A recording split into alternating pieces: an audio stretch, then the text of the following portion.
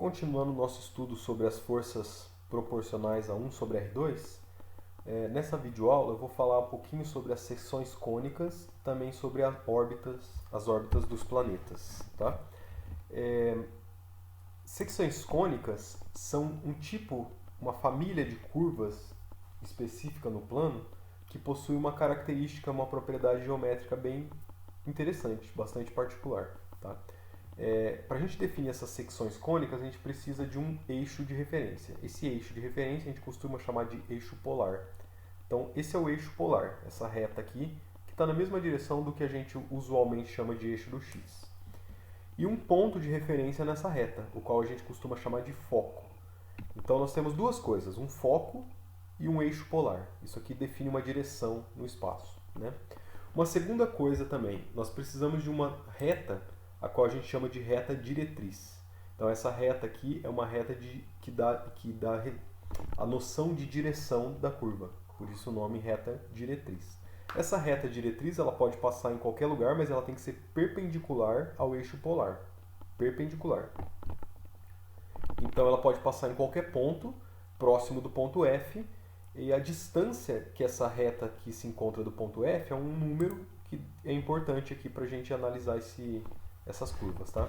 Então, a reta diretriz ela está a uma certa distância do foco. E essa distância eu vou chamar de D, D pequenininho, Dzinho. Tá? Veja que aqui eu já defini o sistema de eixo x e y usuais. Né? Então, o eixo polar é o eixo do x e o eixo do y é o eixo que passa pelo foco também. Então, o foco está na origem do sistema de coordenadas. Muito bem. O que é uma seção cônica? Quais são essas curvas e quais são as propriedades importantes disso que a gente chama de cônicas? Elas são curvas que obedecem uma propriedade geométrica. Então, vamos pensar uma curva hipotética, que é um desenho, tá? E um ponto em cima dessa curva, que é esse ponto P. Tá? Esse ponto P, ele é sempre comparado em relação a esses dois elementos que a gente tem para definir as cônicas. Quais são esses dois elementos? O foco, o ponto, que a gente chama de foco, e a reta, que a gente chama de diretriz. Então, qualquer ponto do espaço que eu considerar, em particular esse ponto aqui que eu estou chamando de P, ele está a uma certa distância do foco e está a uma certa distância da reta que a gente chama de diretriz. Para medir a distância de um ponto até a reta, a gente traça uma reta perpendicular e esse segmento de reta dá a distância, né, que eu estou chamando de Dzão, D grande. Enquanto que a distância do foco até o ponto P é a distância R, né, da origem do sistema de coordenadas até o ponto em consideração. Então, nós temos duas distâncias aqui. Agora, quais características têm essas curvas aqui, as quais a gente chama de cônicas? As cônicas são as curvas onde a razão entre essas duas distâncias aqui se mantém constante. Em outras palavras, a proporção desses dois números, aqui, essas duas distâncias, elas seguem a mesma regra de proporção. Então, se uma aumentar, a outra vai ter que diminuir, aumentar na mesma proporção e assim por diante.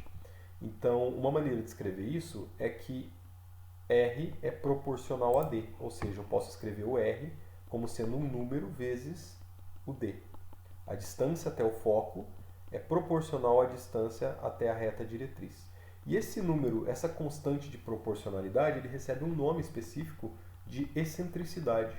Então, a excentricidade é o que dita essa proporção. É um número positivo. Tá? Depois a gente vai analisar o sinal disso daqui tudo, mas por enquanto só pensa que é uma proporcionalidade, portanto tem que ser um número positivo, né? Necessariamente. Ótimo. O que mais que eu posso concluir então? Já que eu sei que as seções cônicas elas possuem essa propriedade aqui, dá para eu explorar e escrever uma equação para essas curvas?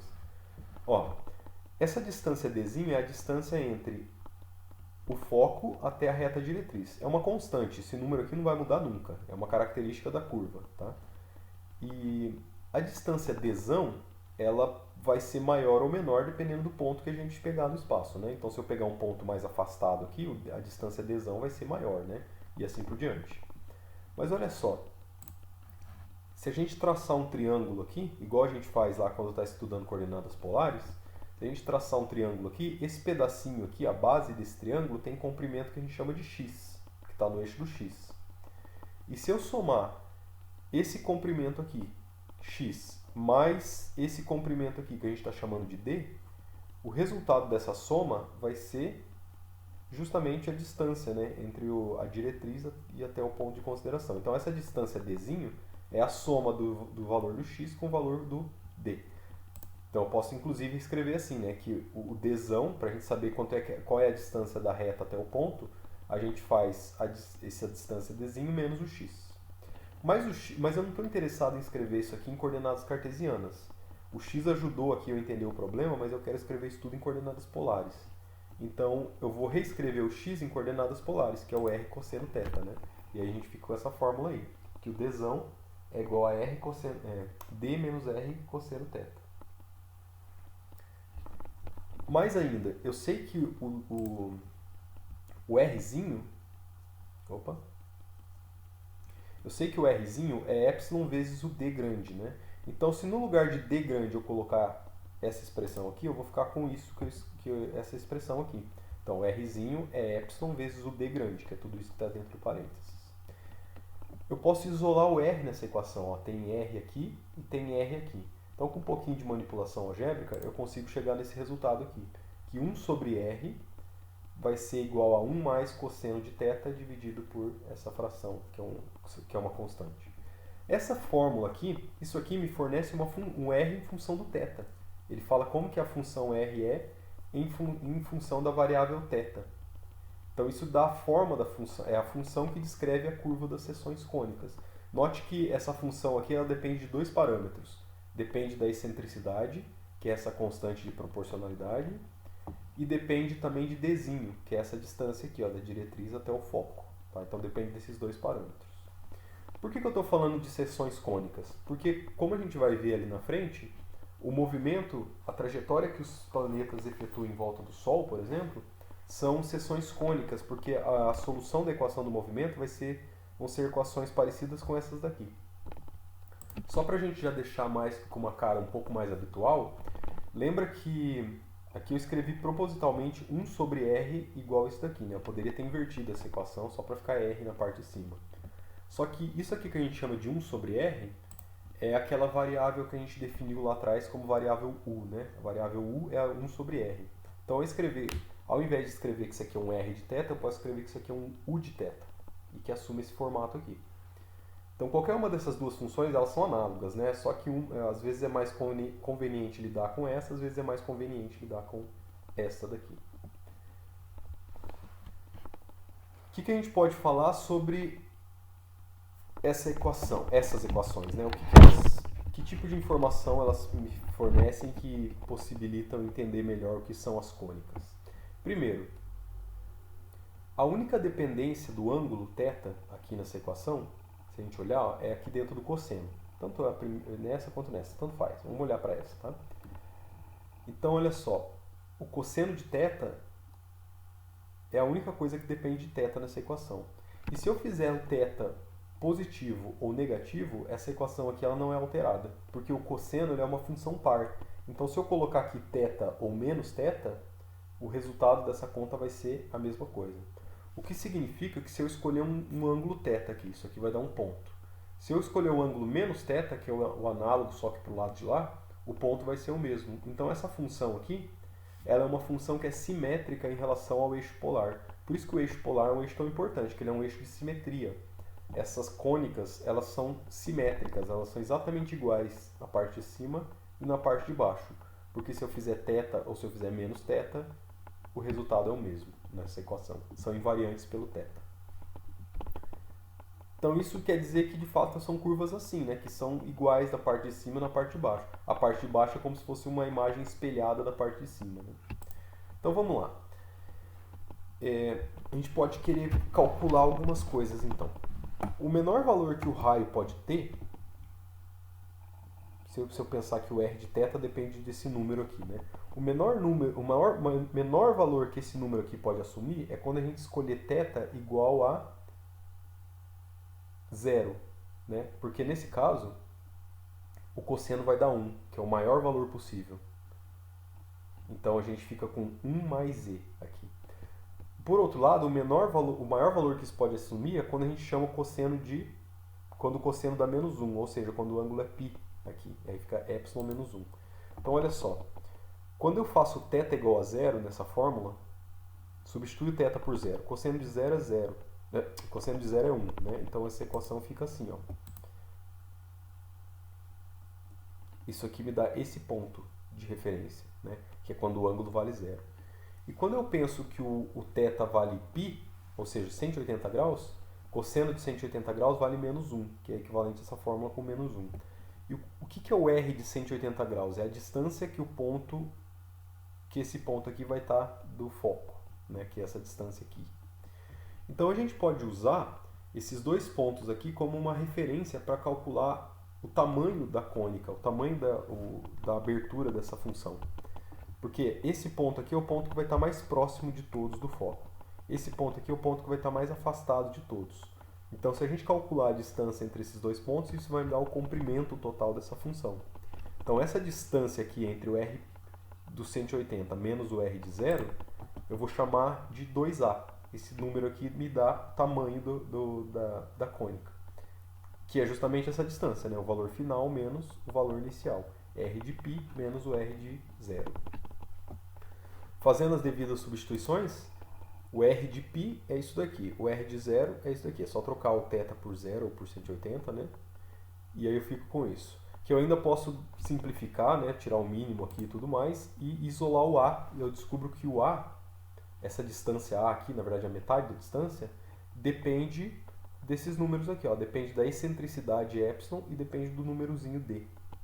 Então, esse número aqui que fornece pra gente o comprimento da cônica, ele depende da excentricidade da cônica. E como é que isso acontece? Ó, eu vou plotar um gráfico de como que essa distância aqui depende da excentricidade. Fazendo um gráfico dessa função, ó, a gente vê que essa é uma função que quando o epsilon é 1, isso aqui dá um problema, né? Dá um zero na parte de baixo. Então essa função ela vai para mais ou menos o infinito. Fazendo o gráfico dessa função, ela tem esse comportamento aqui. Então olha só, a distância A ela é um número positivo sempre que o epsilon estiver entre 0 e 1. Então se a excentricidade da curva for um número entre 0 e 1, a distância A vai ser um número finito, constante, algum valor positivo. Se o epsilon for maior do que 1, então essa distância aqui vai ser um número negativo, porque está embaixo do eixo, né? Então toda vez que o epsilon assumir valores maiores do que 1, esse número vai ser menor do que, vai ser negativo. E quando o epsilon for igual a 1 exatamente, isso dá um problema, né? Se a gente tende para 1 pela direita, isso aqui vai para menos infinito. Quando tende para 1 pela esquerda, vai para mais infinito. Então tem uma descontinuidade aqui para epsilon igual a 1. Então, isso daqui significa que, dependendo da escolha da excentricidade, o comportamento da função, o formato daquela curva vai ser totalmente diferente. Então, em particular, quando essa curva tem comprimentos positivos, a gente chama isso daqui de elipse. Então, quando a distância entre o tamanho daquele negócio todo é positivo, é uma figura conhecida como elipse, que é basicamente um círculo meio achatado, né? Quando essa distância ela é negativa, isso significa que o ponto que era para estar para frente do R0, ele está, na verdade, para trás do R0. Então, isso corresponde a uma figura que a gente dá o nome de hipérbole. E quando o epsilon vai para 1, aí a gente tem uma distância infinita, ou seja, como se essa função ela fechasse só lá no infinito. E essa figura a gente costuma chamar de parábola. Então nós temos três tipos de cônica de acordo com as excentricidades. Entre 0 e 1 é o que a gente chama de elipse, maior do que 1 é o que a gente chama de hipérbole, igual a 1 é o que a gente chama de parábola. Vamos ver como é que isso significa, como é que isso funciona. Se a distância é um número positivo, significa que se o R0 está aqui, o R de π está aqui, então realmente é um número positivo, né? Essa diferença. Agora, se essa distância é um número negativo, quer dizer que o R do π, que era para estar para frente, ele na verdade está atrás do zero, né? Está para cá, assim. Então, esse número aqui, essa distância, ele é negativo, se a gente medir essa distância. Então a gente tem uma curva que ela fecha do outro lado, atrás dela mesma, né? Ela tem uma distância assim. E, por fim, essa aqui que a gente chama de parábola, que é como se o último ponto, o R infinito, ele estivesse lá no infinito. Então, essa distância aqui, ela tende para infinito. Tende para ficar... Ela não fecha nunca, né? Nem na frente, nem atrás. Então, isso aqui é a figura que a gente chama de parábola. Tem essa característica aqui. E aí a gente vai ver que o movimento dos planetas, o movimento das órbitas das coisas sobre a ação de forças centrais, elas vão ser secções cônicas. E essas cônicas elas podem ser parábolas, elipses ou hipérboles. E o que vai determinar que tipo de cônica que vai ser a energia do sistema. Dependendo da energia, ela pode ser um círculo, pode ser uma elipse, pode ser uma hipérbole, uma parábola, e a gente vai ver isso daí.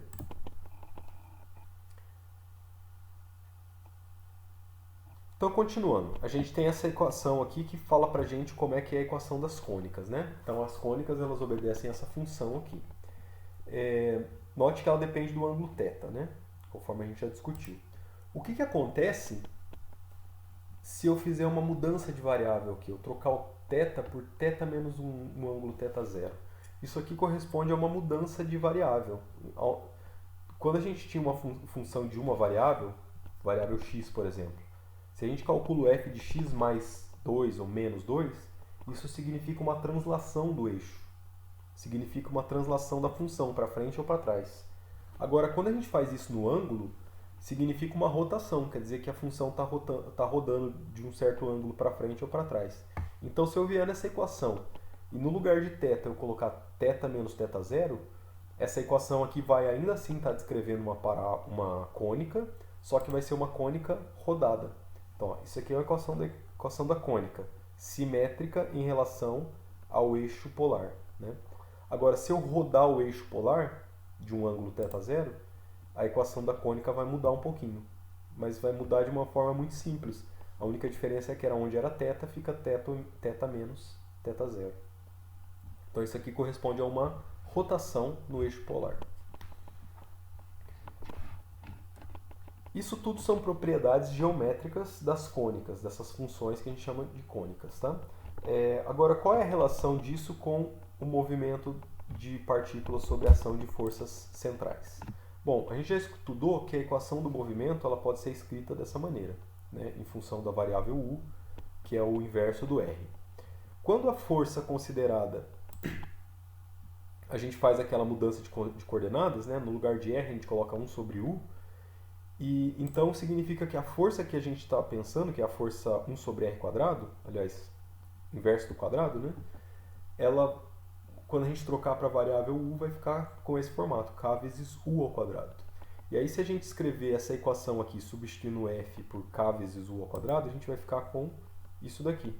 E aí, note que tem o u ao quadrado em cima e embaixo, que vão simplificar, e essa equação vai ficar assim, muito simples.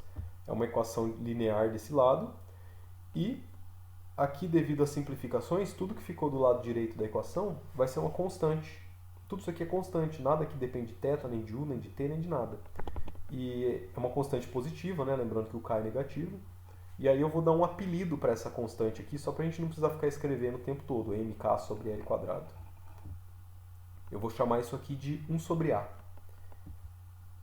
Eu chamaria de a se fosse r, né? Mas como isso aqui vai ser 1 sobre r, então eu já vou chamar de 1 sobre a. É só uma constante, a gente pode chamar do que a gente quiser, né? Então eu vou chamar de 1 sobre a. E então essa equação diferencial ela assume esse formato aqui.